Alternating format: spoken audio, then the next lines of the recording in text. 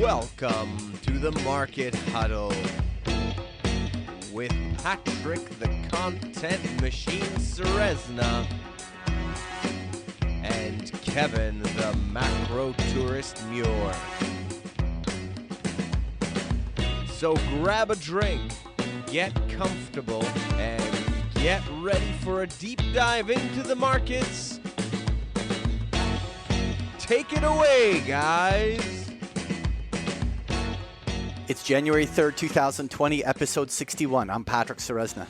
And I'm Kevin Muir. To start the new year, we updated the format, so expect a little something different in terms of the show's flow.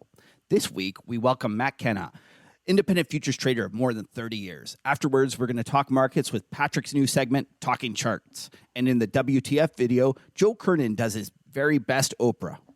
And Kevin's going to share a tale from the trading desk. And then this week in trading history, we're going to go back to the first IPO in America back in 1782. And then we're going to leave you all off with a great start to the year with a special where Kevin and I are each going to be sharing our top 3 bold forecasts for 2020. But before we get started, let's get to our beer sponsor. Lena, hop on here. Hi. Happy New Year. Hey. Happy New Year. Who's the show brought to us by this week? So our sponsor this week is Bobcaygeon Brewing Company's Dockside Red Ale. All right. What are we going to drink here? So Bobcaygeon Brewing Company says this was our second year-round beer, making its debut in October of 2016. Amber in color with the mild hop aroma and nicely balanced with a scrumptious caramel malt backbone. This is a pretty good beer. Yeah, it's nice. There's like toffee in the front with pine in the finish, leading to a smooth, refreshing finish that leaves you saying, wow. Wow. I just said wow. Yeah. All right. So, Okay. Kev, give us a disclaimer. Yeah, nothing in this podcast should be viewed as investment advice. Listeners should consult an investment professional before making any decisions regarding topics mentioned in the show. Side effects of too much huddle may include breakout cramps, geopolitical nausea, and spoos whipsaw fatigue. All right. Okay. Matt, hop on. It's great to have you here. I didn't know if I was muted out or not, but that was pretty funny. That was great. I like the disclaimer.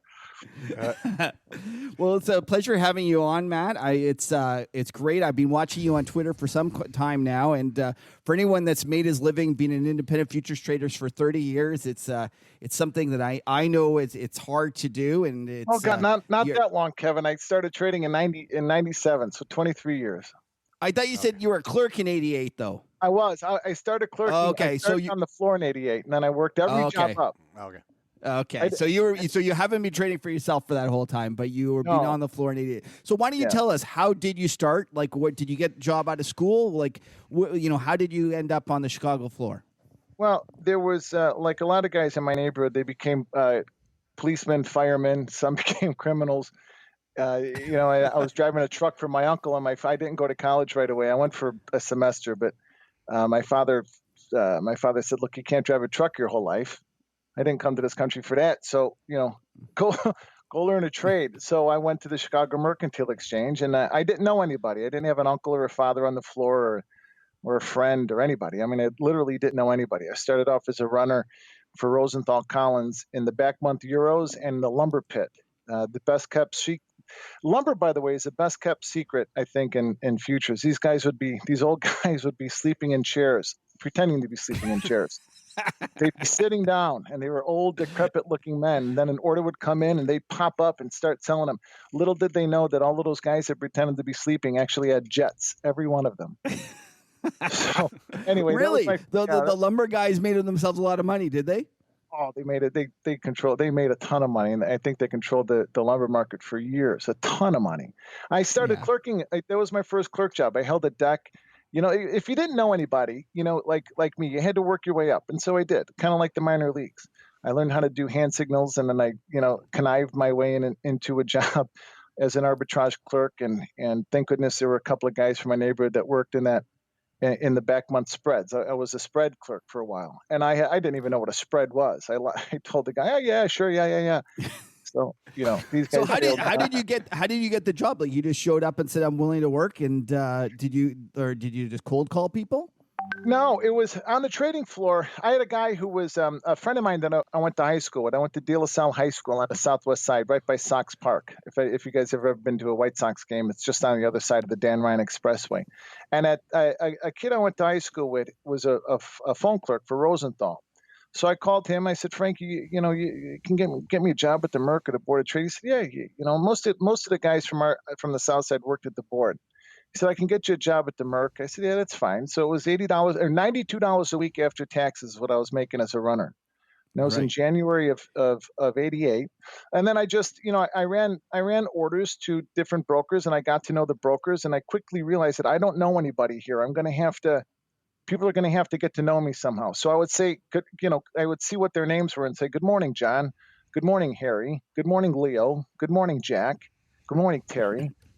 Until that became Leo Malamed and Terry Duffy and Jack Sandner. And they would eventually have to look at my name and start saying, good morning, Matt. Good morning, Matt. And then when I became a trader, it became good morning, Pax. Good morning, Pax. Okay, so why don't you tell us? Yeah. Why don't you tell us the story of becoming a trader? Like, how do you go from clerking, making only $92, to actually, being somebody that's going to have capital at risk and taking positions in the market? It really is. I guess it really is kind of like the minor leagues. I started off in low A ball, and then worked my way up to AAA, which was I was a top step ARB clerk for a brokerage group, SRG Financial, in the front month Eurodollar pit. And that was AAA. You knew that once you got a job with those guys, you were going to be filling orders or as a broker, or you were going to be a local. I knew that I didn't want to fill orders. There was over the course of through 3 years that I was clerking full time. I realized that no matter what I chose to do, I didn't want a ceiling. I didn't want, and it seemed to me like brokers had a ceiling. They made a lot of money, but there was a ceiling. But in between that too, I had a little stop off. I did decide that I wanted to be a Catholic priest, so I was going to get my membership. SRG had a big company meeting and said, okay, Matt, you're going to get your seat. You're going to go with Marty Walsh into the second option, and you guys are going to start an operation there, and then you guys are going to go here. And I raised my hand here, and I said, hold on, guys. Before I sign my life away, I think I might want to be a priest. So I went and spent 3.5 years studying to be a Catholic priest in the seminary. And after 2 marriages and 5 kids later, celibacy was definitely not my thing. So you go from clerking, saying is it that bad on the floor that it makes you want to be a priest? Yeah. Then I went to the seminary, and after 3.5 years of that, I was never more popular, by the way, with women when I was supposed to be celibate. But isn't that always the way? It was. So after that experience, I went back to the Merc, and I got my old job back. And I think within a year I was married, and year and a half we had a baby. The math doesn't quite add up, but we had a baby very quickly. and I went back to work for SRG Financial. So he was closing shop. This is another couple of years of me clerking for him, and I was a very good clerk. I really was. I was able to. One of the important parts about being on the floor was, and very much like trading now, trading is about what you see, and on the floor you really had to see. So I can see and decipher 4, 5, 6, 10, 20 different things hit me all at the same time. And I was able to see it, hear it, and decipher it and act on it very quickly. And that's what helped me to be a good clerk on the floor. So Steve Mendez, SRG, had given me the choice to become a local. If I borrowed if I had the trading capital, that he would back me. So he would give me the financial backing of a T-bill, and then I'd pay the haircut on it. So as long as I came up with my own trading capital, and that I did. I had saved enough money over the years clerking, and the rest I had borrowed from my father, and who years later, by the way, I found out took a second mortgage on the house. Oh, so that's a nice dad. Oh man, I wish I'd have known it then. I don't know that I would have done it. So I ended up, I went into the NASDAQ pit. The NASDAQ was a brand new pit. There was only 10, 15 guys in it, maybe open up 2 months before I went in there. I didn't want to go into the Euros. I didn't want to go into the S&P. Currencies were all dead. I wanted to go into a pit that I can possibly grow with. This is in 1997. There really, wow. we knew we Good were at the timing. tail end of something. Yeah, we knew we were at the tail end of something great. Yeah. So, Well, not quite the tail end. We still had 3 more good years in the NASDAQ pit. yeah, well, we had a couple of good years. We had like, I think I had 4 or 5 really good years in there before it got to be really difficult. Not really difficult, but before I had to make some real strong adjustments. But I mean, it really is when you don't have a rich father or a rich uncle or some other sort of a clouded way into the exchange. The only way that you can make it is kind of a sheer native intelligence, I guess. I went on the floor and I worked my ass off, and I got to know people. I mean, really, you can always tell a big trader when they walked onto the floor because everybody would move out of their way. Well, instead of moving out of their way, I got to know their names, and instead of trying to get away from them, I would say good morning to them, until they got to know Right. my face and would have to say good morning to me. I just kept working hard, and I made sure that I didn't miss work. I had my wisdom teeth pulled, and I was at work in the afternoon. A little loopy, but I was at work. So Matt, Matt, I have to ask you. So what's within calling you PAX? Where's that? What's the origins of this? Oh, so when I started, when we chose we got to choose our own trading badge. Most guys had, or our acronym. So most traders would get their initials or something short, and everything I wanted was taken. I wanted JMJ or I wanted AMK or MAK or whatever. So they were all gone. So I thought I wanted something that meant something anyway. So I chose PAX, which means peace in Latin. Oh, Okay. Yeah, and that was my trading badge ever since. That's a great story. So why don't you tell us about those initial days of the NASDAQ pit and how you learned to trade, and like what was the strategy that you would be employed? Was it scalping? Would you be swing trading? Like what was it like back then? Yeah, so I had no idea when I went in there. I had absolutely no clue. I knew that I was a great clerk, and I just assumed that I would be a great trader, and it didn't quite work out that way. Well, yeah, because the euros trade a lot differently than the NASDAQs. They do. Especially the euro spreads. Like that's, you're trading something that's like a T-bill, and I guess there's a lot of just getting on the bid and getting on the offer and just trying to earn the spread, whereas NASDAQ, it moves. So, and especially when it wasn't very liquid, then it must have been some opportunities. And just why don't you kind of tell us how that worked? So the NASDAQ, when I started trading, I started with a small account. I only had $10,000 in my account. My seat lease was $2,800 a month. So the first day I'm in the whole $2,800. I spun my wheels. It was $100 a tick. So for every one contract, it was $100 a tick. Well, if I bought a one lot and we traded in 1 point increments. So if I bought a one lot at 80, at 80 and sold it at 81, that was $100. So I would make, I was making and losing the same 500, for the first couple of weeks. And then I tried to up it and I would make 500, lose 1,500. I ended up getting down, I think within about 6 months, I put another 5,000 into my account, another 5,000. So a total of 20,000. I ended up getting down to $257 left. That's all I had. Oh, God. Wow. And I didn't tell my ex-wife's father was a broker on the trading floor, and I didn't want her to worry. I didn't want to fail anybody. So I spent that weekend smoking cigarettes like somebody was going to steal them from me. How am I going to tell her I can't do it? And I was at that point. I was taking a class by Mickey Hoffman, who we just did Anthony Credelli and I did a TV show with him on Anthony's show. So Mickey had a class that, a group on the floor that taught traders how to think and act like traders. Didn't give us a method of trading, but just how to think, fight, and act like a trader. So that was a step in the right direction. I continued to spin my wheels, and that weekend that I had $257 left in my account, I still have the statement.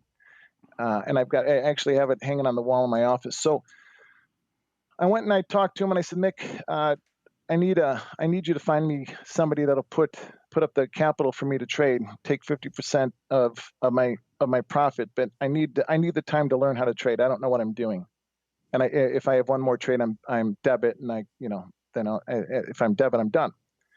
So I we had one appointment in the morning, and then I was walking around. I ran into a guy, and this was like one of the most important conversations of my life. A newer trader in our pit, Mark Weil. He was a Jewish guy from the North Shore. I'm an Irish kid from the South Side. We couldn't be more different, except we were around the same age.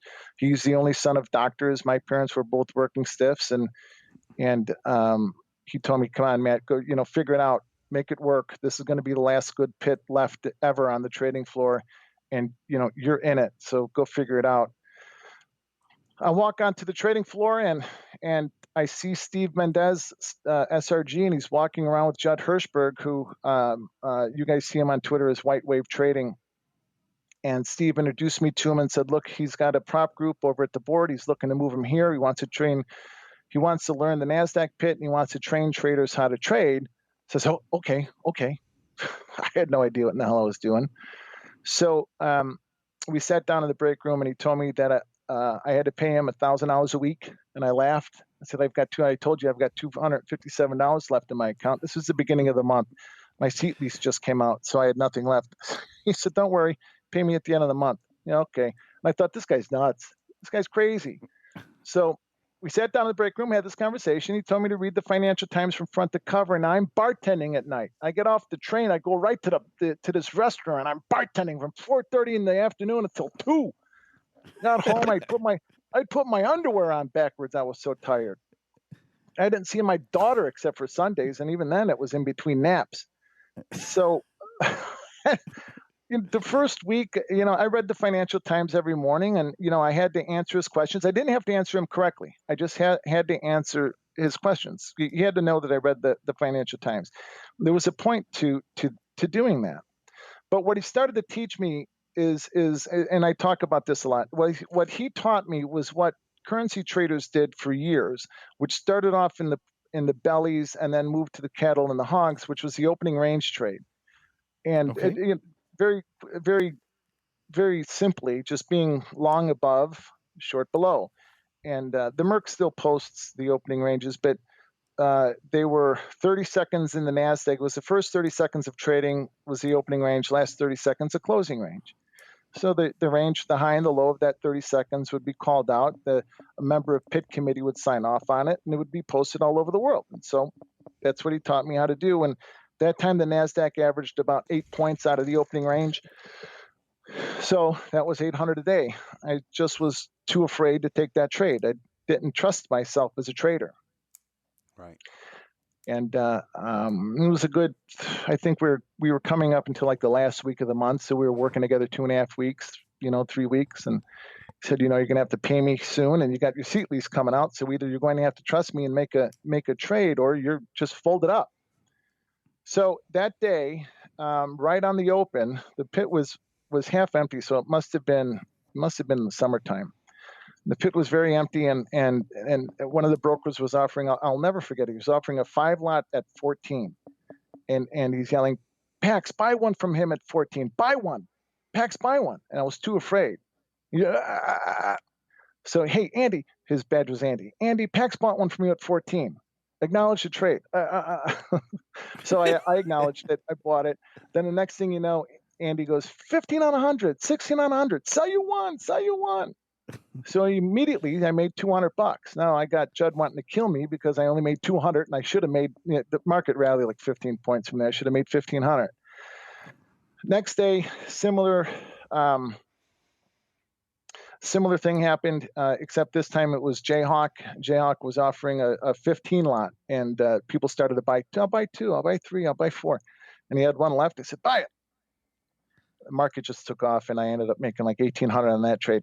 Now I've got money in my account. By the end of the week, I paid Judd, and I paid my seat lease. By the end of I think the next week or 2 weeks after that, I quit my job bartending, and I was able to by the end of my first full year trading, I had made roughly $600,000. In the first 6 months, I had lost everything I had except for $257. And then you made 600,000, and that's back when 600,000 was real money, not like today. Right. Right. One of the things that your strategy. Why don't we just talk about that a little bit? Because although it's second nature to you guys on the floor, I don't think it's very common knowledge, kind of outside the floor, or at least outside the day trading community. And I found that one of the things that strategy does, meaning that like, it keeps you from trying to sell rallies and right? And that's then, huge to for me. I'm the same way. Like, I think about the number of times I get into trouble. It's like trying to buy a market that's, below the opening range. And, it's one of those times. And if you actually exercise that rule, meaning that you can only get long when it's above the opening range and you can only be short when it's below the opening range, you can eliminate a lot of the kind of the mistakes that people make. Yeah. Oh man, there's so many things about it too, Kevin, and I've talked to all kinds of traders about it, and boy, isn't it too simple? Yeah, it is too simple. Yeah, but it works for me, and I like things simple. When I've always gotten myself in trouble when I've taken, I've blended different methods and processes, and when I keep things nice and simple, and I just trade the opening range, and I've got my targets. I know what I'm going to do when price gets to X. I know what I'll be doing. When price gets to Y, I know what I'll be doing. I always say that thinking, I'm paid to react during the day. I'm not paid to think. Thinking for me is done before the market opens and after the market closes. During the day, I'm only paid to react. If I've got the market mapped out I've got the S&P mapped out for 100 points either way. Same thing in the other 6 markets I trade actively. But to your point, one of the things that I've made a habit of not doing, and I say all the time that it's a passport. I can't fade markets. I'm not good at it. It takes a special kind of trader. I know traders that can, but I can't. I can't pick tops and I can't pick bottoms. It might work 900 times out of 1,000 or 990 times out of 1,000, but it's those 10 times that it doesn't work that you're going to give back all of the money and then some that you made those other 990 times. I've seen it happen. I've seen, oh my God, I've seen guys who have made way more money than I would ever dream of making, go broke by doing that. And it also can touch off a whole downward spiral. I can't do it. I need to keep my trading simple. So Matt, or should I call you Pax? But Pax? So when you're obviously you're doing these morning ranges, so you're just day trading, I would assume. Is that the way you've traded ever since? Is like have you tried different styles of trading? Yeah. Right. So and so the way that I designed so let me get to that too, Patrick. That was Patrick, right? Yeah. Okay. So you're doing well. People usually have trouble telling us apart. Thanks. I'm trying to listen. So, Patrick, when I first started trading, I really was only day trading, or just not really scalping, but just intraday trading. And as I grew, and as the Nasdaq pit grew, I grew. When we started to do 5,000 contracts, I started to trade 5 lots and 10 lots. Then we got more and more people into the pit, and so then I became a bigger trader, and we had 100 people in there, 200 people in there. We expanded the pit, and now I found myself one of the bigger traders in the pit. I'll never forget the first day that we over the course of a long weekend, like a Memorial Day weekend, they reconfigured the whole pit. I was on pit committee at that point, so I was one of the guys signing off on the opening range slip. And I was on the arbitration panel. I was being groomed to be on the board of directors, all kinds of stuff. It was fun. But I'll never forget the day that we opened that pit, and a lot of currency traders came into the NASDAQ, because the NASDAQ at the time, well, it still does, traded much like the currencies used to, all over the place, wild, moved quickly. The S&P and the NASDAQ will follow one another oftentimes, but the NASDAQ has that 10, 15 points, noise in between the moves. So it's really difficult to figure out what's the noise, what's the wiggle of a NASDAQ, and what's a real move, right? So anyway, I became one of the bigger traders in there, trading hundreds and 200s and 500s. For a long time, I actually had the record of minis.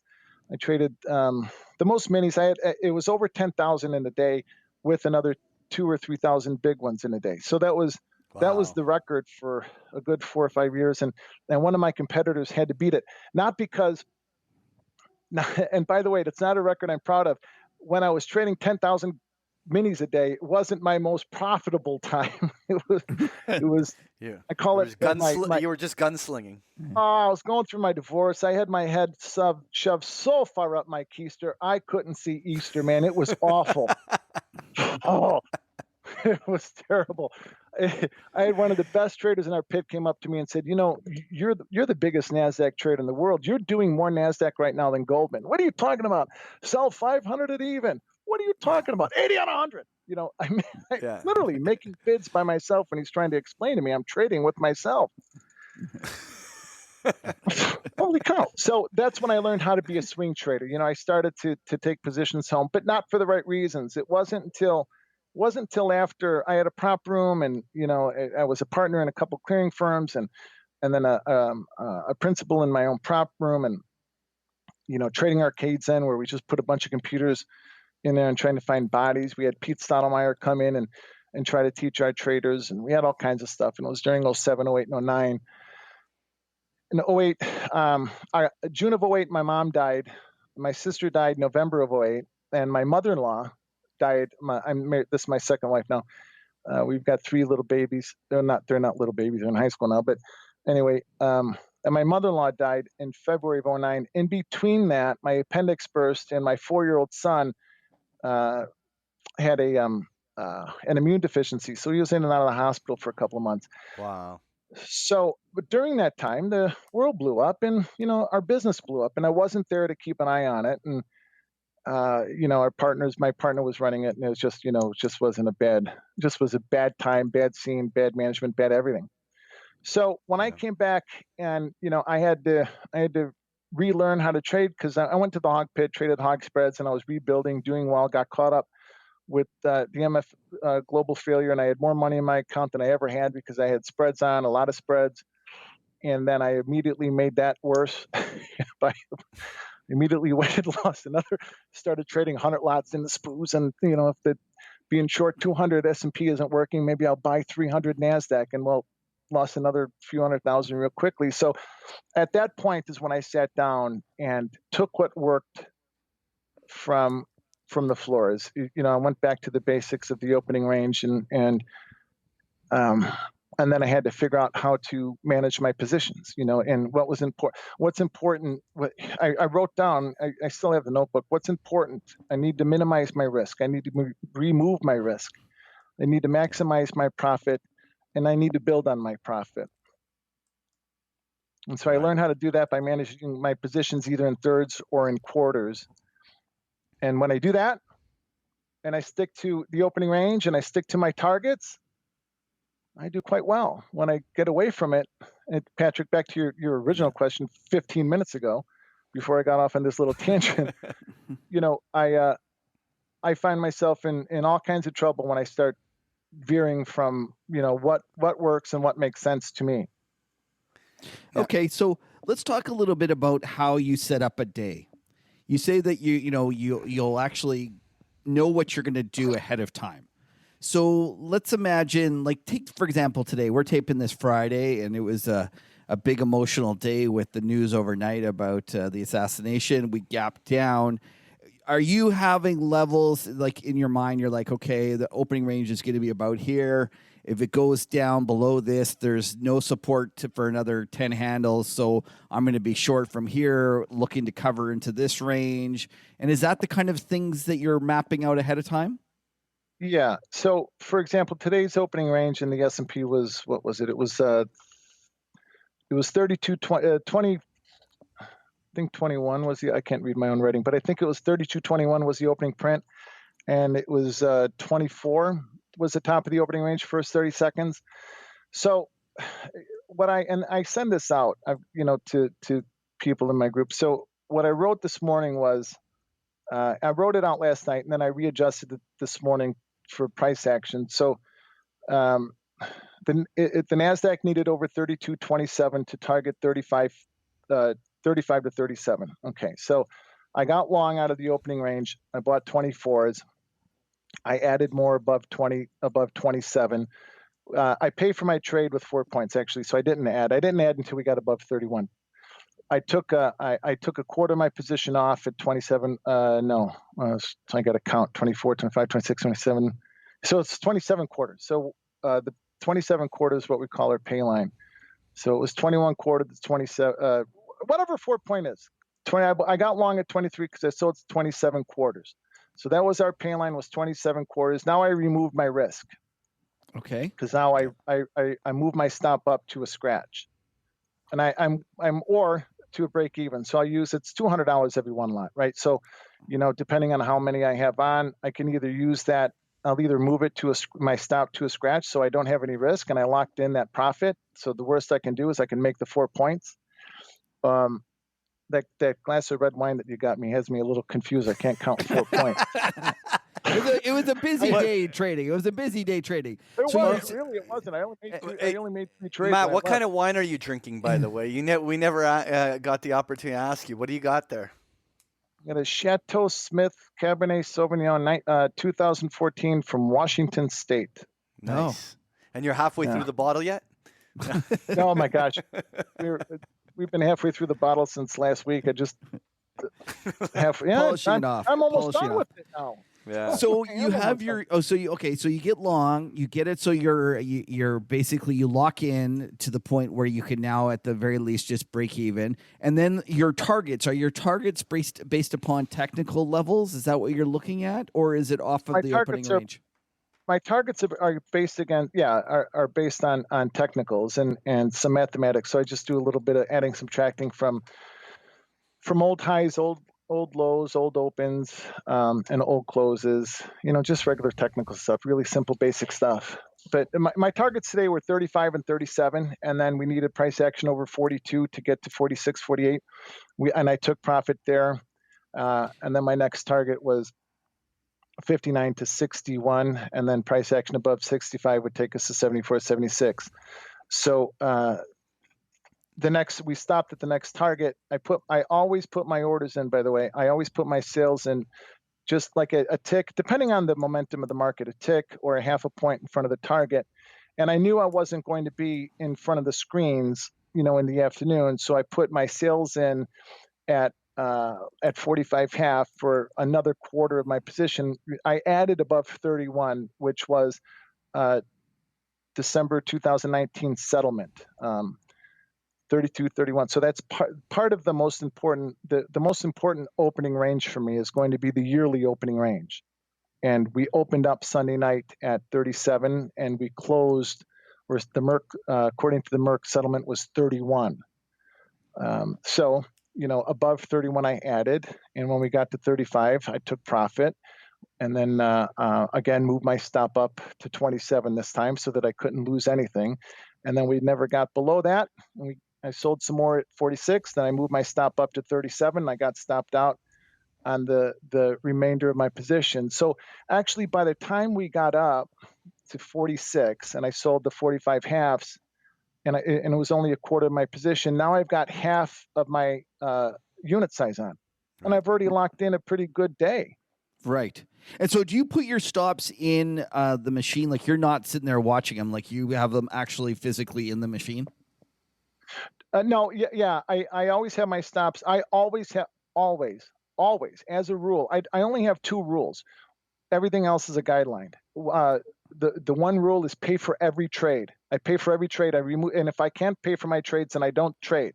Okay, so, what does that mean? Pay for every trade. Explain that to us. So in the S&P, I take a quarter of my position off for 4 points. In the NASDAQ, it's 10 points. Russell is 4 points. Crude will be 20 cents. Gold is $2, and the 30 years is 4 points too, or 4 ticks.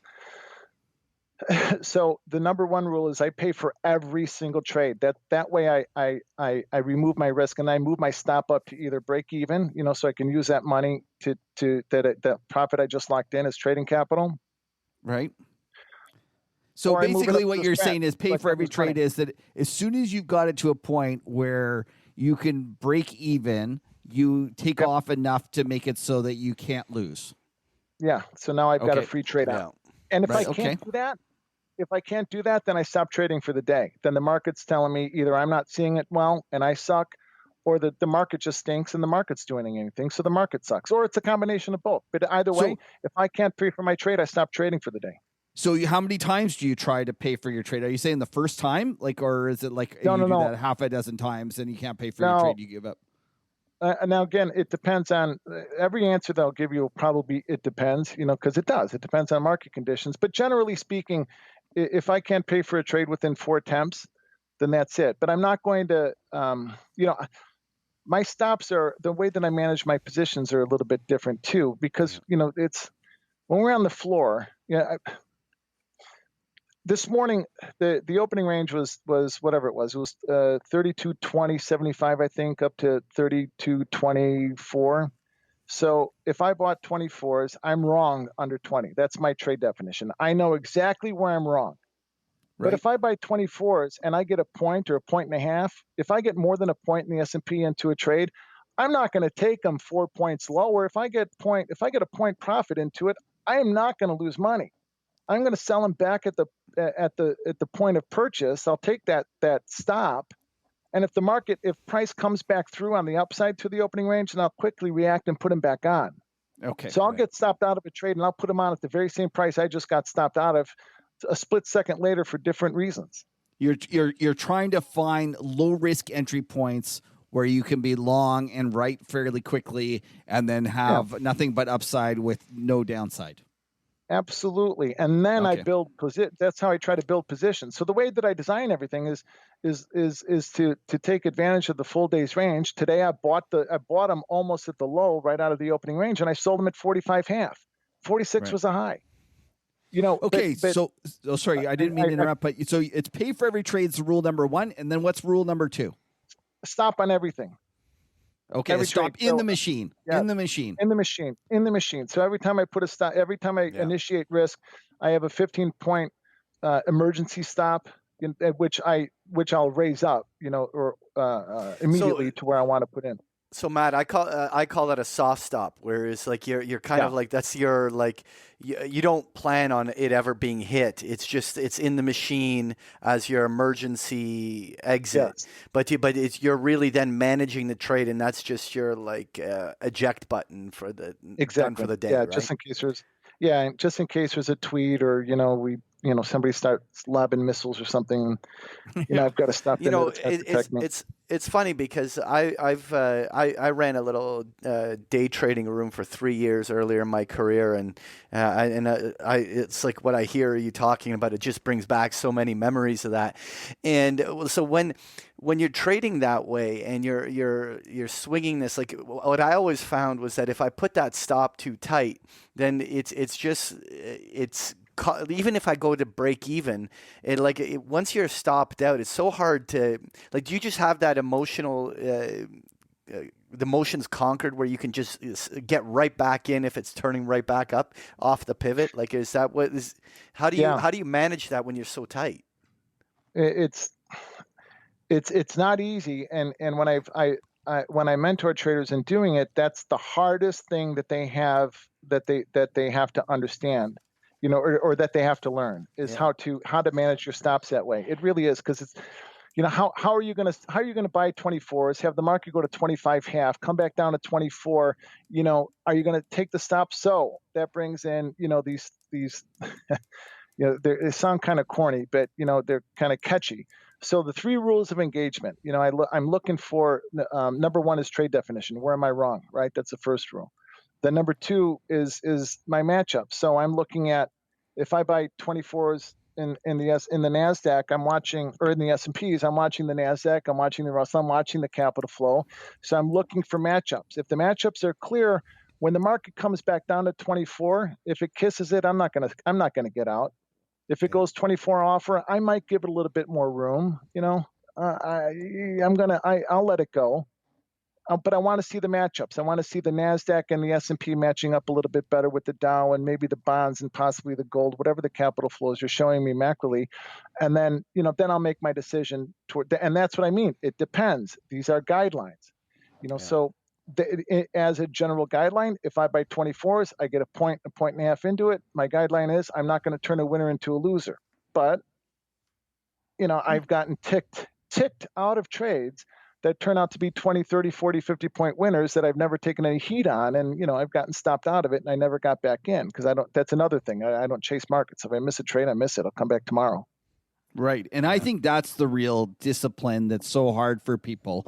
And it sounds like you've accepted. And I think if you always remember that there'll be another day and that there's always other markets to trade, then it's a lot easier to kind of walk away from them.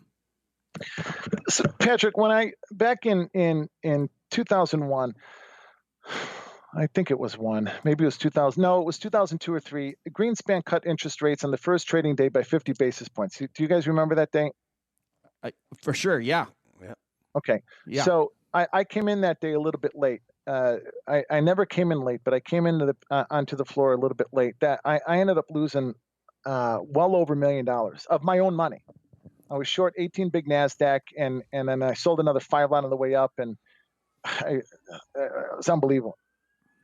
So that was the biggest rally in NASDAQ history. I was short 23 contracts. I was short 18 originals, 5 another one. I bought a few more. I was able to get that 5 lot off for like a 100-point loser, but the original 18 I had, I bought for it was a 206. No, it was a 650-point loser times $100,000 every one contract. No, $10,000 every one contract. Because remember, every one lot was every 10 points with $1,000. So I ended up losing just it was a tremendous amount of money. So the next day I had to. My clearing firm knew, what my net worth was. I was debit $400,000. I owned my membership. So we talked to the bankers in New York. My clearing firm stood up for me at that point, and because I couldn't let the other guys in the pit, the other traders in the pit, the guys and girls, smell blood. My best friends in the pit would have come after me and tried to pick the bones off. And people were I was the horror story. Whenever there was like a big black swan event, there was always a horror story. Well, the horror story was packed. Everybody was talking about me losing 20 million and 10 million and 15 million. And people were checking to make sure that UOT was still in business. They heard I blew out the clearing firm. It was terrible. So, I said, you guys got to let me trade. You got to let me trade. Well, put $1 million in your account and we will. And okay, give me till Wednesday. This was all on a Monday. Give me till Wednesday. I'll put the money in. So we talked to the bankers in New York. They said, go ahead and trade, but just nothing more than 5 lots. So trading 5 lots, I made $100,000 the next day and 150 the day after. I ended up writing the check, and by Thursday I was trading 100 lots again. But I had to. This was one of the most important lessons in my career. It was the day after. And one of the compliance officers, he made contact with me from across the pit. He said, pointed at me like in arbitrage. You okay? And I looked at him and I nodded, yeah. And my tears welled up. My eyes welled up with tears, and not because I wasn't sad, but because I realized for the first time right then, I'm a real trader, and this market can't beat me. The market can't beat me. Only I can. Oh, for sure. I walked off the floor. Truer words have never been spoken. I had to lose over $1 million to figure that one out. Yeah. Then the second lesson was after MF Global failed, and I went on the floor and I went, not on the floor, but I went on the computer and I just, I traded like an idiot and really just tried to make too much back on the screen too quickly, and that's a bad idea.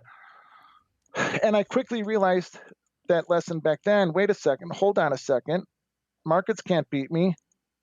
Bank failures can't beat me. Only I can. And right now, I am beating me. I sat down I went to talk to the CEO, who was a friend of mine of Rosenthal Collins, Scott Gordon. I talked to Scott and put $5,000. That was, he let me trade with $5,000 in my account, and I just started trading 1 lots again with the clear, clean, and focused disposition. And I was able to relearn how to trade. I was able to I was able to put together a way of managing my positions that we used to do on the floor. When I was a market maker on the floor, we painted the tape. I cleaned up the offers so that we can get the market 50, 100 points higher, along with the other locals. And of course, if the market wasn't going to go higher, it wouldn't have happened. But that was our job. Now it's the algos' job. Now I let the algos do it. So I had to figure out how to stop fighting the algos and how to make the algos my friend. And how am I going to do that? Okay, so why don't we talk about that? Like, why don't we talk about one of my questions I wanted to ask you was, how has the futures market changed? Obviously, one of the transitions was from the floor to like upstairs trading, but the next transition is the increased computerization. And I've noticed, me personally, that the character of markets have changed with all the stupid VWAPs and the tendency for markets to trend one way all day. I was wondering, what have you noticed, and how have you changed your trading over the last 5 years or 10 years to accommodate that?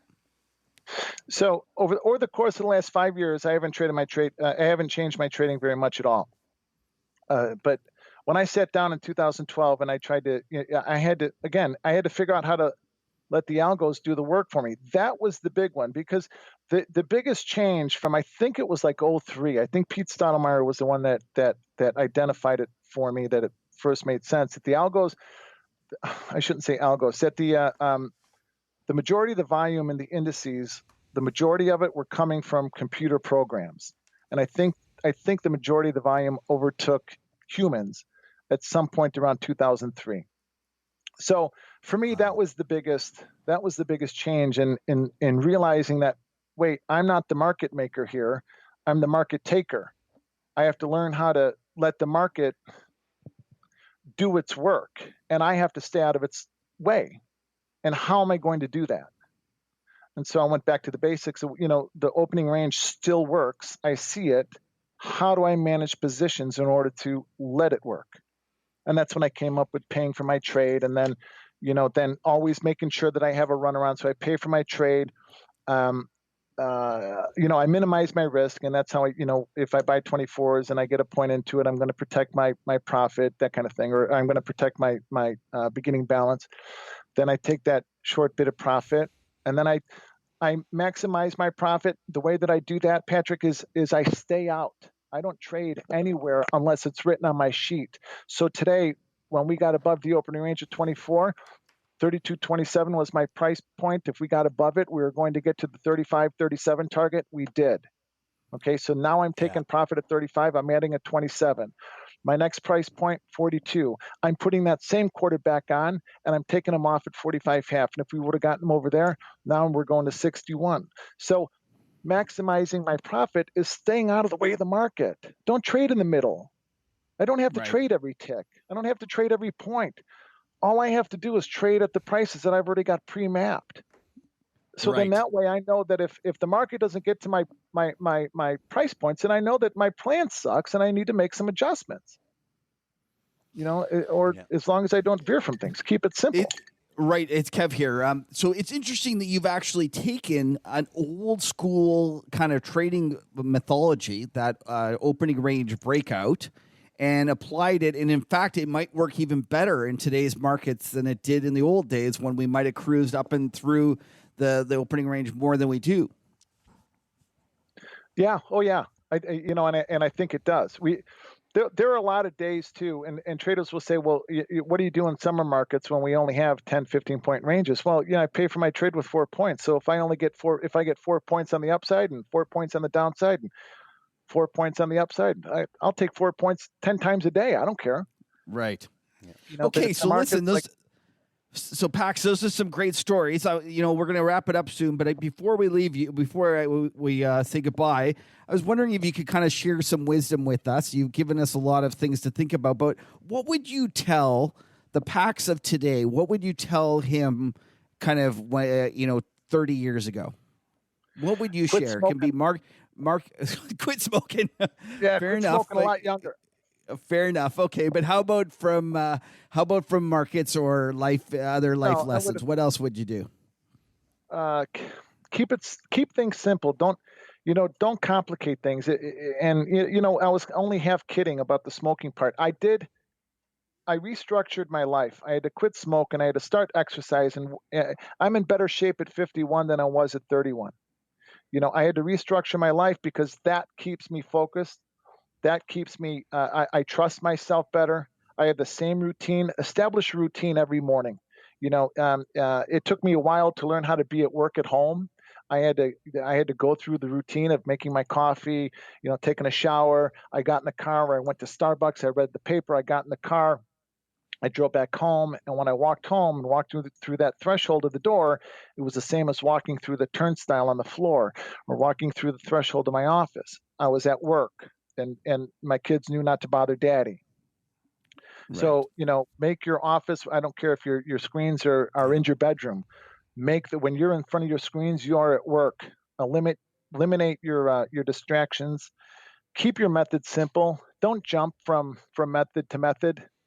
I think every trader needs to settle on something that works, make sure it works, and stick to it. Learn the strengths and the weaknesses of it, because not every process and not every method is going to work constantly all the time. Sometimes my method isn't so good, and so I take it easy. But if I stick to it and I know its strengths and its weaknesses, I know what adjustments to make. And also, I would have spent the time and the energy to learn my strengths and my weaknesses as a trader a lot earlier. I know those now, and so I can make those adjustments too. So I would keep things simple. I would stick to one process as I do now, and I would stick to a routine because it helps me trust myself as a trader, and it helps me stay focused, and it helps me stay on track. And also, take care of your take every trader needs to be told and to be reminded to take care of their tax account. Take care of your taxes in the U.S. especially. Take care of your taxes. Too many traders will wind up having a really profitable year, and they won't put the money away, and they find themselves in tax trouble, and that ruins careers too. Fair enough. Right. And quit smoking earlier. That includes vaping, you kids.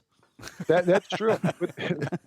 And find a mentor. Okay. Find somebody you can trust. Find somebody that you can trust that's had experience. I think finding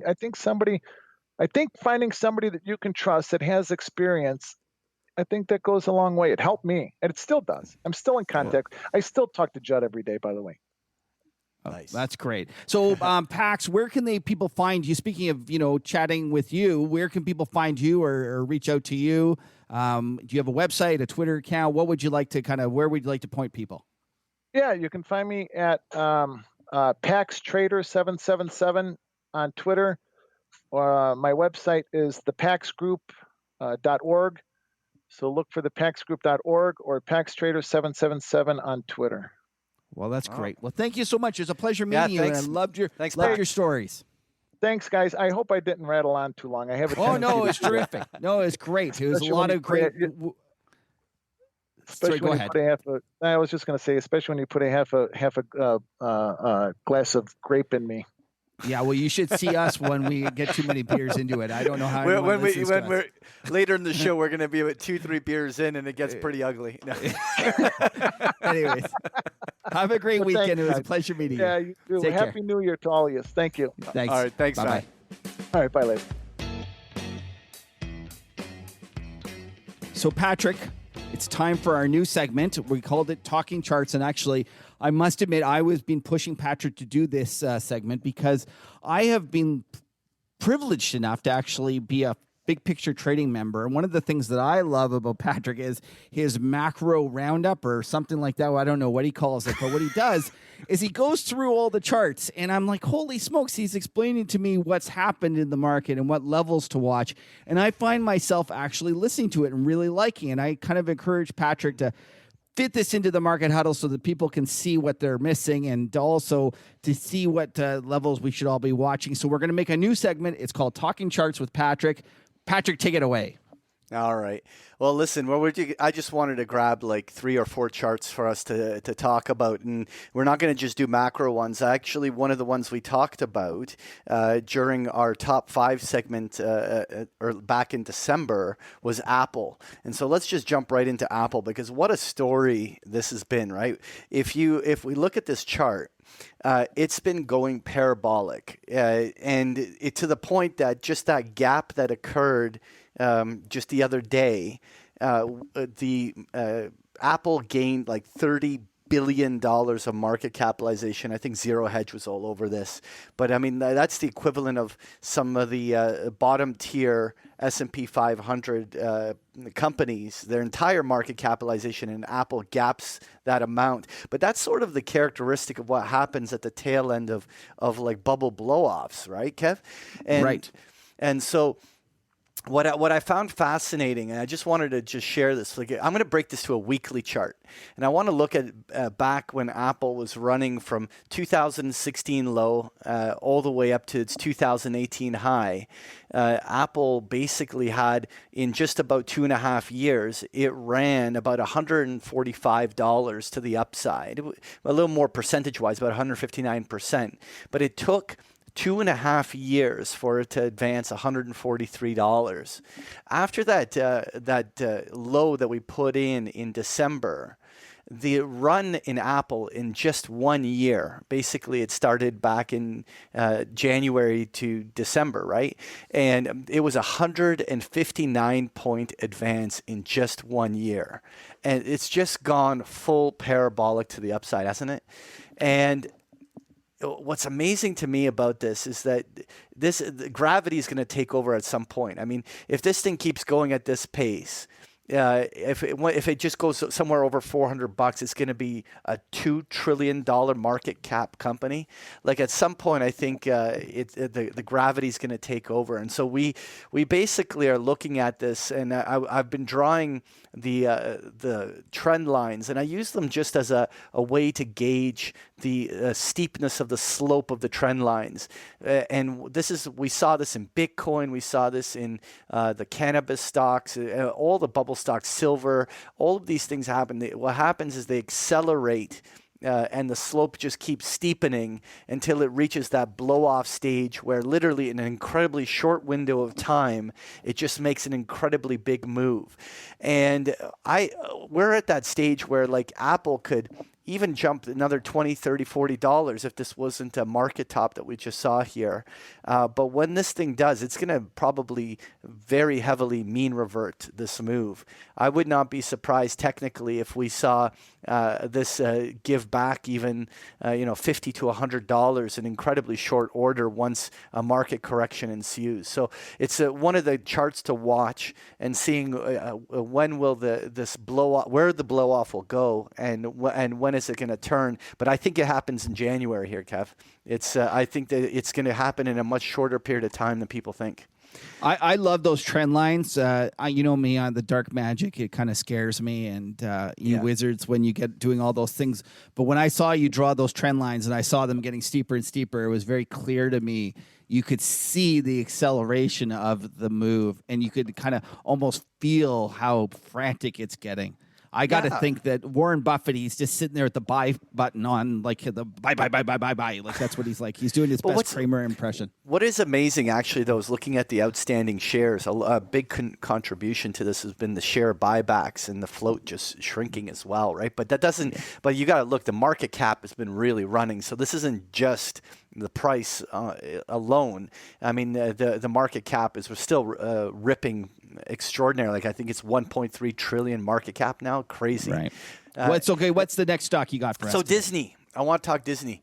And so one of the things that for technical analysts that you look for is there's impulse moves forward in a market, and then they consolidate the impulse move before they break out again. And their technicians often in their charting books will reference that flags and wedges fly at half mast, which is the consolidations are the midpoint of a move. And so Disney had that really epic gap higher in November, and it just ran after its earnings, running from about $127 all the way up to about $154, and has been consolidating since. And what was interesting here on Thursday, we had a big green bull breakout candle come in, which often triggers technical traders to get a buy signal. And so it's going to be really interesting to watch here whether Disney gets some momentum here and starts running. But those are the two stocks I want to talk about. Well, let's talk about some of the bigger macro charts. And one of the interesting ones that I think we continue to talk about is that Euro USD, right? And one of the things about the Euro USD that I find really interesting is that so far, ever since the November lows, every rally that subsequently gave back a short-term pullback came to a natural Fibonacci retracement zone, and every one of them has been bought on dip. And what's interesting about the dip that occurred today on the basis is that it more or less came down to about the one spot 1125 level on the Euro USD, and that became a short-term low. I'll put on an hourly chart. And one of the interesting things that we're going to be watching here is whether or not the euro has put in, again, another little buy on dip and a short-term low. And so one of the things that'll be really interesting is that if the trend is to continue, we should see that the buyers continue to press the Euro USD toward 113, 114 on the upside. If they break down below 111, that's a signal that the prevailing trend that's been in place up until now has run out of juice. And you have to take a much more neutral stance on the currency. And I certainly am hoping for that because obviously we have some stakes on the line there, don't we? That's right. Those fibs keep getting defended, and that's the last thing you want to see. That's the last thing I want to see. Come on, baby. I want to see a break below 111. But I do like your honesty in that you're just calling it as you see it, and so far it looks like the euro wants to head higher. On the short term, there's no reason to be bearish yet. Right. And the last thing I wanted to just touch on was the reaction on the SPOOs today when the S&P 500 reversed off of the highs. Obviously, that was some pretty big geopolitical news. But what I thought, I was almost like we were texting this morning and I was almost sure that this would be something that could break the will of the bulls and actually begin some sort of distribution cycle. But man, they just bought it right off the open.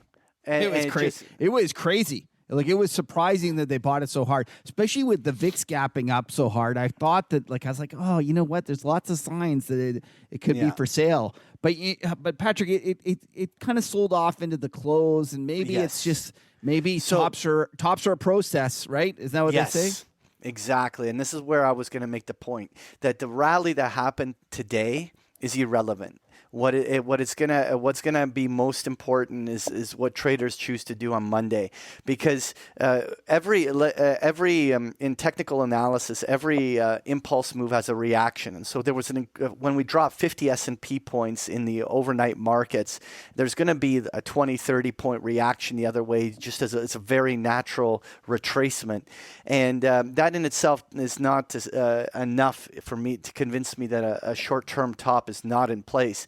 And so really what I want to see is that the bulls show up to the party and drive the market back to the highs, because if the market here loses momentum into Monday and Tuesday, they'll hammer it.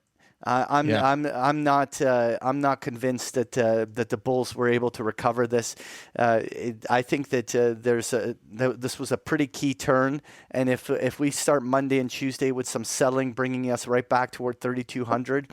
It's the sell window can open up for another move to the downside. But what's interesting is that the levels where the gamma flip is I think the last time I read Charlie's piece was around 3180. So, I mean, there has to be at this point at least a solid 50-plus S&P point drop just to get to the gamma flip level. Yeah, but that's not that far, Patrick. That's not.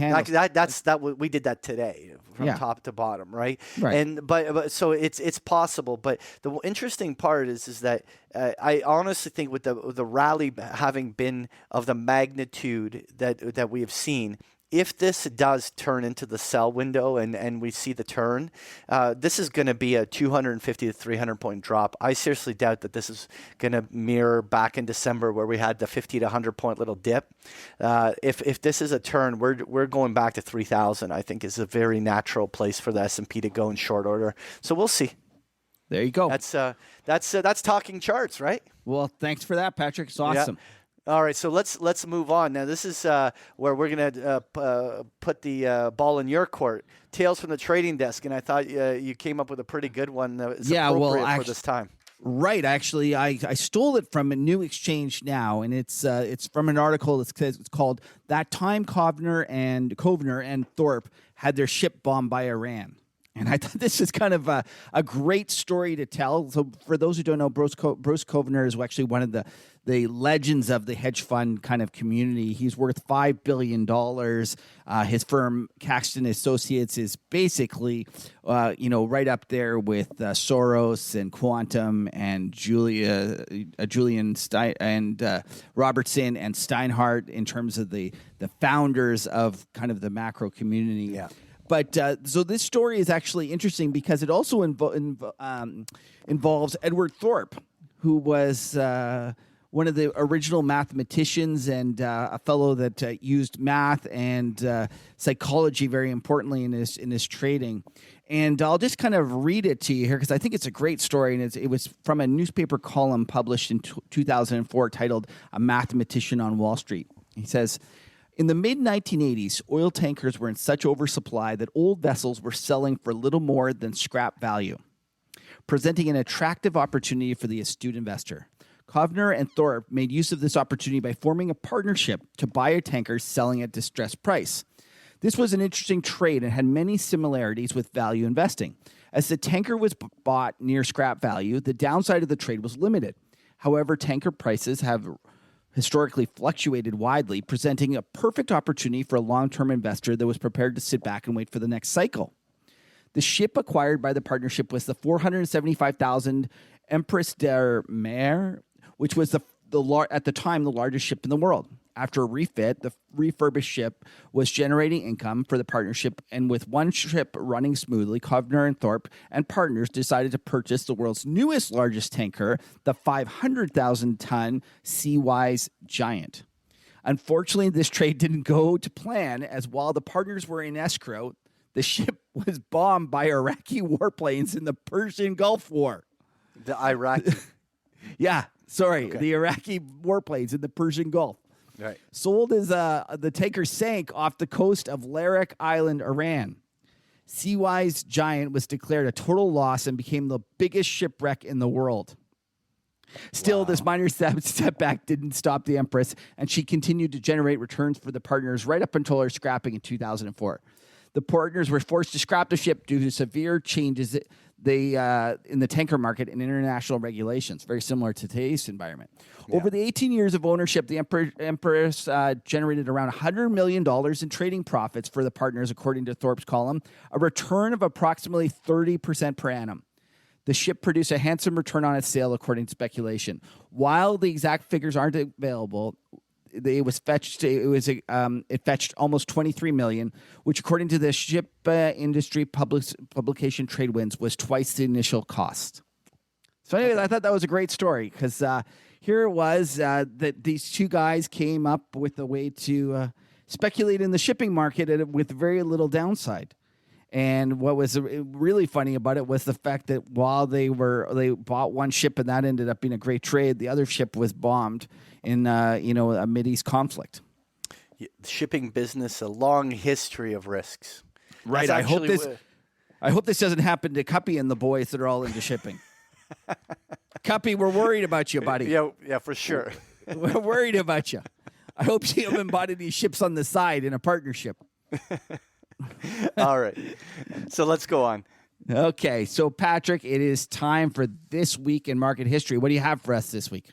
All right. So this week, I wanted to go back to Monday, January 7th of 1782. All right. And so it was back in 1782 that the Bank of North America, not the Bank of America, but the Bank of North America, became the first commercial bank in the United States to open its doors. And so it's interesting. It was they opened their first branch in Philadelphia, 307 Chestnut Street. And but it's the history behind it. Right now, they actually ripped it down back in I think the 1930s.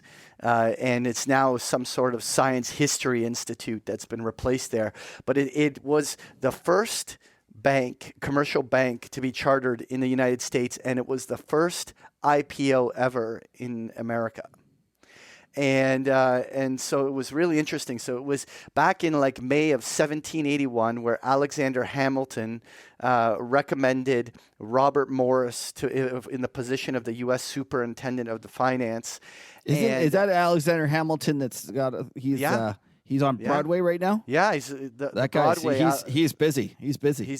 He's busy, and and so, but and they recommended the creation of the first American commercial bank, and actually not to be mistaken with the first Bank of the United States, which was officially the first central bank.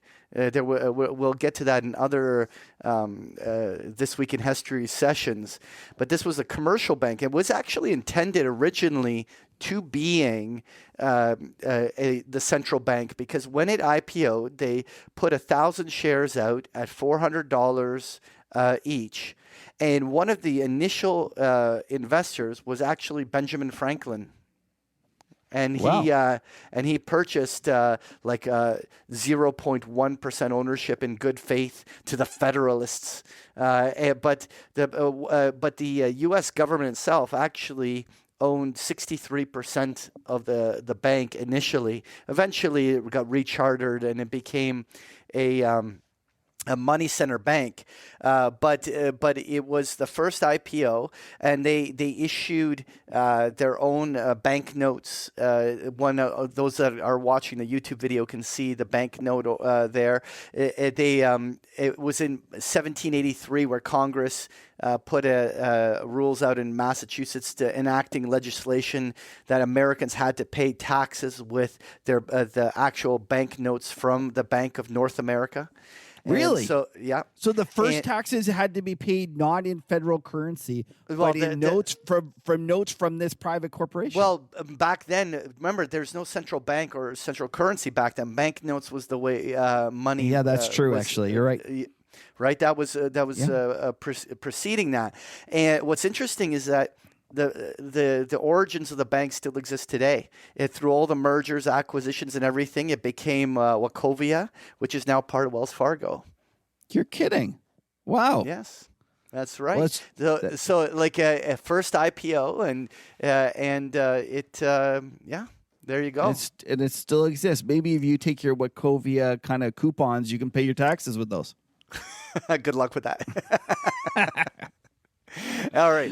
So, Kev, let's move on. WTF clip of the week, buddy. What do you have in store for us? Oh, God. You know what? I find myself using Joe Kernan over and over again because there's so much material. Oh, I've used him. There's so much material there. I just feel like it's and I saw him interviewing this fellow, and I don't know. He just grates me the wrong way. And I saw him do this. I don't know what he was trying to accomplish, but all I could think about was he reminds me of another star that's also from Chicago that was trying to, had a very famous saying, "You have a car, you have a car, you have a car." So let's play the tape. All right, let's watch. An hour till the opening bell on Wall Street.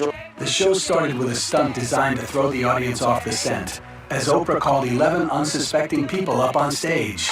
Now, I just want to tell y'all right now, we've been lying to you. I admit right here now, on this stage, you're really here because you all share a wildest dream. Every single one of you desperately needs a brand new car! An hour till the opening bell on Wall Street. Joining us now to talk about what to expect today, this month, this quarter, and this year, Komal Shri Kumar. I got a little twist. Because as you saw, there's 11 of them, and I said that there were 11 cars outside, but really I have one car left. Now here's the deal. Listen carefully. Inside one of these boxes is a key. Do not open it yet. If your box has a key, you will be the last person today to get one of those cute little G6s. Okay? Who will it be? Are you ready? Hold on. Are you ready? An hour till the opening bell on Wall Street. Join us now to talk about what to expect today. This month, this quarter, and this year, Komal Sri Kumar, president of Sri Kumar Global Strategies, you're finally going to be wrong. You're finally going to be wrong. You are finally going to be wrong. Cue the drum roll. All right, open your boxes. Open your boxes. 1, 2, 3.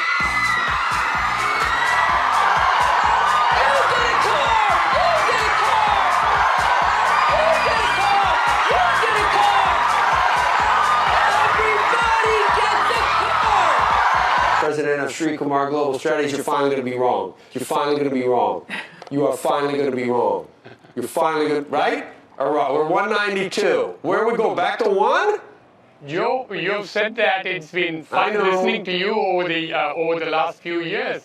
But where are we on the 10-year today? We are below 189. We are 188. We have reversed back the increase in yields that we saw a couple of weeks ago. We are back, and the 10-year has a tough time getting beyond 195. And I don't think that's going to change during calendar year 2020 either, Joe. Yeah. In fairness, we've had most of our guests today say that no big, and I don't know if they're going to be right, but most of them have said we're going to stay at 2 or below. So no one's talking about 3 anymore, Sri, and so they've all come around to your way of thinking there. Whenever you make your point, though, I always get depressed because these aren't great reasons for why you see rates staying low. Most of them are because of a continued sort of a global malaise in terms of growth. Yes, that is a part of it, but it is also, Joe, that the U.S. population is getting older. We don't have enough immigrants who are young and who can add to consumption. We have other headwinds which are structural, which we cannot take care of, which is why even if the fiscal deficit increases in 2020, as is expected, and more of Treasury issues coming into the market, I think the safe haven flow is also going to help you overall.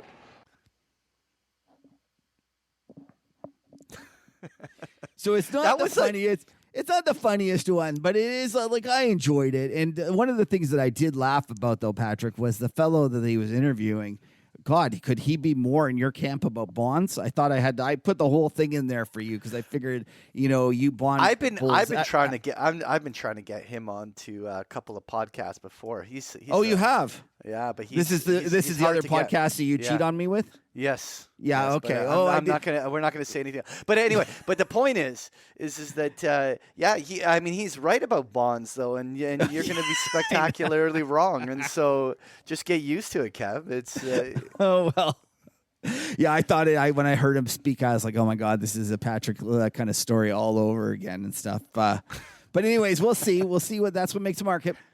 Yeah. So Joe Kernan, keep doing all your morning stuff so that I have more material. Next one, I promise to be funnier. All right, let's go on. So now we're veering from our normal routine schedule, and of doing what was used to be the top 5. We're going to be switching it to the top 3 things to watch next week. But that's right. We're lazy. We're just top 5 was too much work. Too much work. So we're switching to top 3. But it is January 3rd. Start of the year, and how could we disappoint our listeners without making some ridiculously bold forecasts for 2020, right? That's right. So the kind of assignment for both of us was to go pick up things that was bold and kind of outside of what most consensus thinkers would think, would have forecasted. Yeah, I want our listeners to comment on whether or not we succeeded at being bold or not. But, fair enough. Okay, so let's go. Let's go. I'm first up, right? Yes. Okay. So number Kevin's 3. top 3. Number 3. Here we go. Number 3. U.S. stocks will underperform the MSCI World Index. Now, listen, there's a lot. Oh, come on. It's bold. There's a lot of dogs in there. Think about, like, you guys all hate European stocks. Think about all the dogs that are in there. Yeah, the S&P's had a really amazing run, though, dude. Okay, so maybe it's okay. Anyway, but okay, it's come all on. right. Well, listen, it's number 3 for a reason. It's number 3 for a reason. So okay, so number 2. Okay, we get in a monthly inflation tick with a 4% handle. That is bold. Yeah, that's. I'm a seller on that. I know. Okay. No, you know what though? Let me take that back. Here's my opinion. I think that if there was truly a some sort of Middle Eastern confrontation and oil was like heading to $100, then yes, you'd be right that we'd have a tick up there. Like there's a point where that kind of a move in commodities would have some sort of an effect. But without some sort of a geopolitical event like that, I'm a seller on your idea. Okay, well, that's what makes a market. Number one. Number one. The loonie goes from the best performing currency in 2019 to the worst performing currency in 2020. All right. Well, I'll agree with that. I'm not gonna. I don't know about the worst performing that, but out of the G8, I'm not gonna push back. Out of Come all on, of but these, you're always shitting. You're always shitting over the euro and stuff like that. Yeah. So basically, you're telling me that you think that the euro is going to do better than the loonie? No, I'm not going to push back on number one. I'm a seller on number two. Okay, that's your one that you're going to fade. Fair enough. Yeah, I'm fading your inflation call there. That's okay. Where we go. All right. Let's see what do you got? What did you come up with? All right. So my number three is that this year will start off with this reflation impulse dominating, obviously, and you having this little fantasy that inflation is going to uptick. And that it's going to die a horrible death, and deflation and low interest rates will be back by the elections for sure, and so it's going to be an early start to it this year, which it could definitely last past the first quarter, but it's going to die a horrible death in reverse. See, your number three is mopey as well, bud. Is it? Yeah, that's Why? not really bold. Why not? All you deflationists think that constantly. Oh, okay. So okay, fine. Yeah. Call my bullshit. That's fine. All okay. Right. So number two, I think that this gold breakout is for real, and then we're heading up to the 2011 highs. I don't know whether I'm going to be bold enough to say it makes all-time new highs, but I think that there's going to be a really good run in gold. So I think that's a good call. A good call in that it's bold, and but it's contradictory to number three. Okay, yes, you're correct, because the number three would imply a dollar rally. Would you? I agree? accept that to be true, yeah. and so I actually think that gold will do it anyway, and that's that's where the boldest part of that. That's forecast where the boldness comes. The gold will decouple from that reflation trade. But Patrick, you were there, and you could have been truly bold, and you could have said something like that really stood out. You could have said, gold will make new highs. And that would have been. What is this bullshit?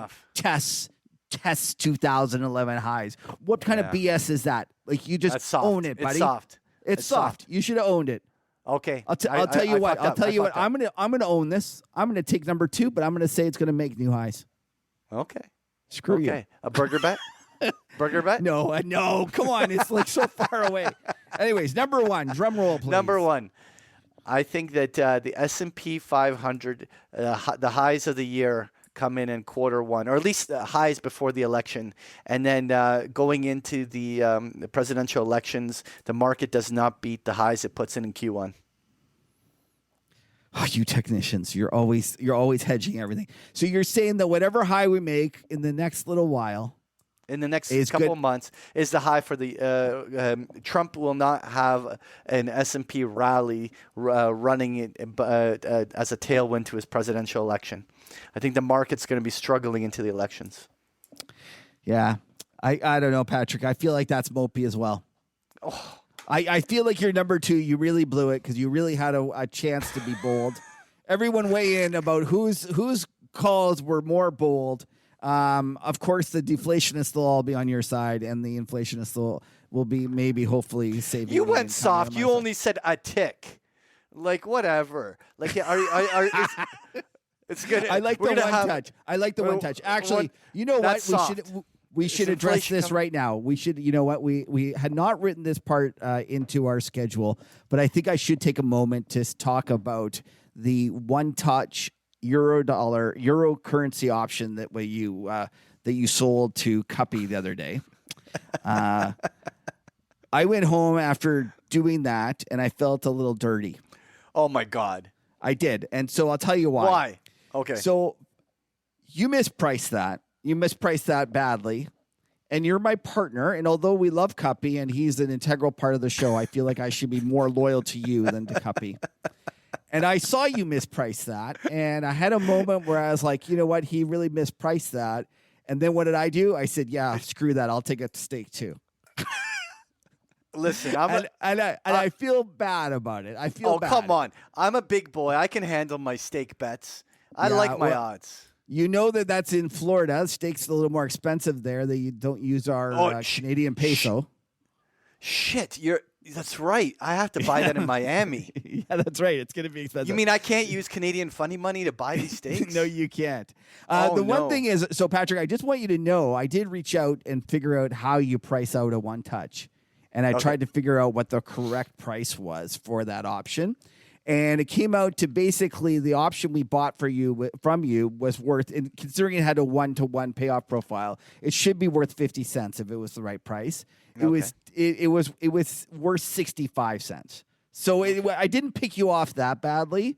Now, having said that, that's assuming vol is down here at these really low levels. If there's a vol spike, you're in big trouble because then that option's worth like 75 really easily. But anyways, I won't do that again. I won't do that again. God. I will support my partner, and I won't pick you off when you do bad bets. Listen, when I'm 2-3 beers in, I can make some bad bets, but that's okay. You know I what? guess you're right. Yeah, I could think of worse things to happen than us sitting at a steakhouse and me having to buy you guys steaks. Well, that's very big of you, Patrick. That's good, man. You're good, man. And you know what? I am a little upset with Cuppy because he was running his mouth off on Twitter, so he's goochering our trade. He's goochering it. I was loving that. I was very upset. I was like, oh God, the market gods are going to punish us, because he's goochering it. Oh, I'm loving it. It's going to be fine. Oh, well. Break 111 and you guys are done. All right. Yeah. Anyway. That's right. When the fib retracement levels don't hold. See, I'm going to get this. I'm going to figure out this dark magic before it's all over. One day you will. One day you will. Okay. So parting words of wisdom. Yeah. Okay, so I decided to use Bruce Kovner again because, with this story about buying shipping tankers for scrap value and waiting for it to go up in price, I thought that was really wise. So I'll use something he said in Market Wizards, I believe. There are well-informed traders who know much more than I do. I simply put things together. The market usually leads because there are people who know more than you do. And I thought that was really smart. Because too often, you're sitting there trying to figure out all these fundamental shit, and the reality is it's all the market's telling you where it wants to go. Right. Now, there's sometimes that the market's moving because the people that they think know better are doing trades. Like in my Canadian dollar. Because my Canadian dollar, there's some really smart people who think that you should own the Canadian dollar as a global reflation trade. And Which will die in the first half. Well, that's true, actually. So I should be hoping that you're right. But I think even if global reflation occurs, the last thing you want to own is the Canadian dollar. There's a way better place to play it. And I suspect that the Canadian dollar is, they're playing with an old playbook. Yeah, it's a dog. But anyways, so be it. There you go. Okay. So be it.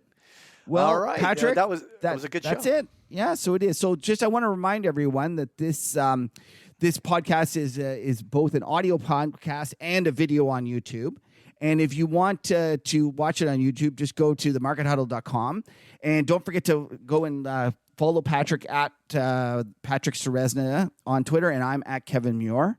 And also don't forget that the podcast is available on iTunes, Android Play, Podbean, and Spotify. Nice.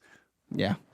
Nice. Okay. Well, thanks everyone for listening. We appreciate you taking the time to join us, and we hopefully will hear you all. Well, not hopefully, but speak to you all again. What are we supposed to say here? I don't even know how to. I don't know. This. You get too many drinks into this, and you always flub this. Thanks a lot, everyone. It's been great chatting with you. We'll see you next week.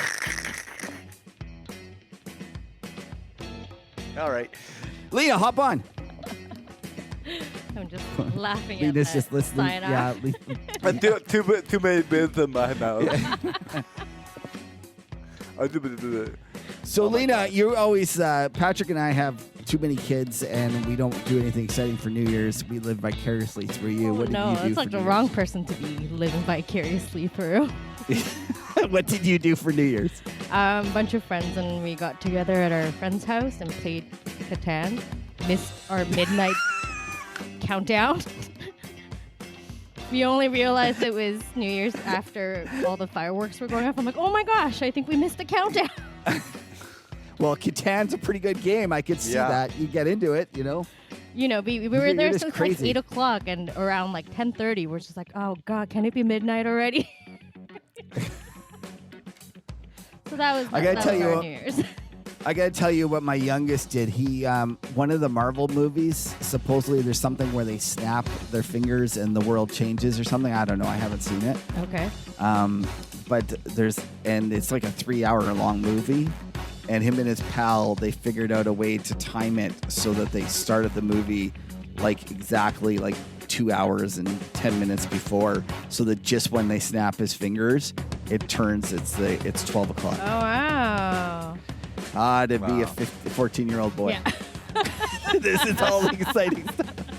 That's epic. That's epic. So you guys didn't do anything for New Year's? Oh my God! I went to bed. Nice, very nice. I did. I had the in-laws and everyone come over for a party, and when they all got there at 6 o'clock, we always play a big New Year's hockey game with Canada versus Slovakia, big New Year's classic, and we have like 50 people come out between the players and their families, and we have this big skate and everything. So I'm exhausted by the time dinner comes around, because it's like 2-3 hours of skating and stuff like this. And basically, do you guys rent a sheet of ice? Yeah, we get a sheet of ice, and we have our own game. And nice. And that's a great tradition, skate. Patrick. Yeah, it's been going for 15 years. Very Canadian. It's very that Canadian awesome. to me. And but the point is, I was exhausted. I come back, and like all the in-laws are coming over, and like then they start talking politics and all this stuff, and I'm like, my eyes are glazing over. I'm like, I'm gonna go take a nap, and so like I disappear, and like I wake up like at 11:30. And like I come running downstairs, and I get a couple drinks in me to kind of get in the mood, and but it was like all the prep work beforehand. I was like, I just crashed. And it's, I didn't miss it though. I think you were still recovering from the 12 pubs of Christmas. No, I was quite. We never got a chance because we pre-taped all those shows with Luke and stuff, so we never got to talk about the 12 pubs. So did you make it? Yes. So do you how remember many people? every pub? Yeah. So there was like 8 of us or something like that started at the first pub. Yeah. And at our peak, I think about the 5th pub or 6th pub or something like that, we got to about 35 people, something like that. So like when we walked into a bar, the bartender's like, what the fuck's going on, right? Like, and so, but only 3 of us finished. Oh. Only 3. And you know who was one of the 3? Your mortal enemy, Jon Snow. Oh, Jon Snow. The guy, that's like how I learned you should never take pictures beside really good-looking guys. Yes. Like, he was there for our Huddle meetup in Chicago. He came down with us, and so he he was there at the pub crawl, and we had we had a millennial, an elder millennial, and a Gen Xer, one of each generation. Make it. Those were the 3 that made it. The final 3. With the millennial guy was a little monster. He was like 28 years old, and I was gonna say, Patrick, is the millennial your kid? No, might as well have been, right?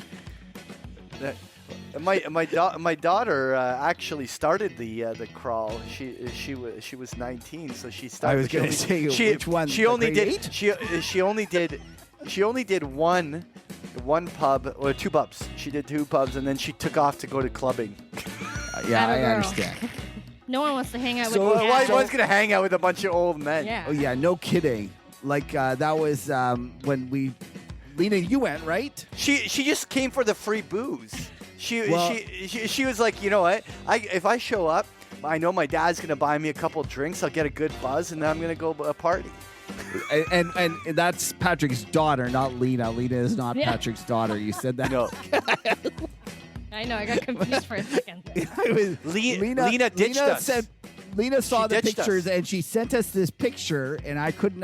Patrick didn't understand what it was because you sent pictures of the first group of you that were at the pubs, and it was. And then Lena sent us this picture of this guy that's getting kind of hot dogs thrown at his face, and it was a girl. Patrick couldn't. I'm pretty sure No, it was a girl. Oh, it was a girl. Kenny. Well, I'm glad I'm not sending that picture. Anyways, and then I immediately got the thing. I don't think Patrick got it, but I was like, it's I a got it. sausage. Oh, you did? So it's a sausage fest. It's all guys. Which, of course, only guys are stupid enough to do 12 pubs. Right. And drink up. Oh, only like, guys. listen, we had maybe about 20. 1 out of 4 of us ended up. There was a good component of girls that came out, but they're smart. They only show up like at bar 6, and they only Patrick, stay till bar 10. Like Listen, they're not doing going really for well. You're doing really well here. You've done very Ladies, well. women. Like this. Yeah, women. Like, you know what? I'm proud of you. You're getting better. It's like you're getting better. I'm really proud of you. We're gonna get the girls and we're gonna replace it with women. Okay, buddy? That's our. I just that's did. what Woman. I fixed myself. I realized where you were. That's going. what we're going for this year, Patrick. That's what we'll work on. Yeah, we're working on 2020 You can do it. goals. Okay. I can do it. Are we gonna rate Okay. the Well, beer? we should get going. Oh yeah. We're gonna rate the Sorry. beer. Oh, thanks, Lena. I forgot. Too many beers. I'm a big fan. Yeah, I'm a big fan. I'm gonna give it a solid 8.2. Big fan. You gave me shit for rating your beer 8.2 when we were doing the Granville. I know, because Granville Island's the best beer. That's So, but ever then been you, but produced. you just said that this was a great beer, and you gave it. I an said 8.2. I was a fan. You're Okay, so I'm contradicting sorry. yourself. Okay, you're right. Okay, so it's an acceptable beer, 8.2. Okay. Okay, go ahead. Lena, where are you coming in on this one? I was actually also giving it an 8.2. Oh, nice. We read each other. I like it, but it's not like the greatest, I have to Yeah. say, but it is a good beer. acceptable. It's sessionable. Okay. It's got a It's great a- name, Bob Cajun. Like it's Yeah. like It is. more. Yeah. It's a great Canadian name. Yeah. Awesome. It's a great Canadian name. Good and, tune for those who, now Canadians will obviously know the tune, but for Americans, go listen to Bob Cajun by the Tragically Hip. Great Canadiana. Nothing's better than that tune. Yeah, I agree. Now I have to say, because I need to rate this a little bit out of your consensus, I'm going 8.7, and it's quite sessionable, and I would totally go and buy myself a 12-pack of this and enjoy it over a weekend. This is a great beer. Absolutely recommend it. Love it. Sounds good. Okay. Well, have a great week. We'll see you next week. And Patrick, you did great with your new talking charts, buddy. The all of the boys and women will love it. Our 3 women We'll listeners. leave it there. Yeah. Okay. Have a good week, guys. All right. Cheers. Take care.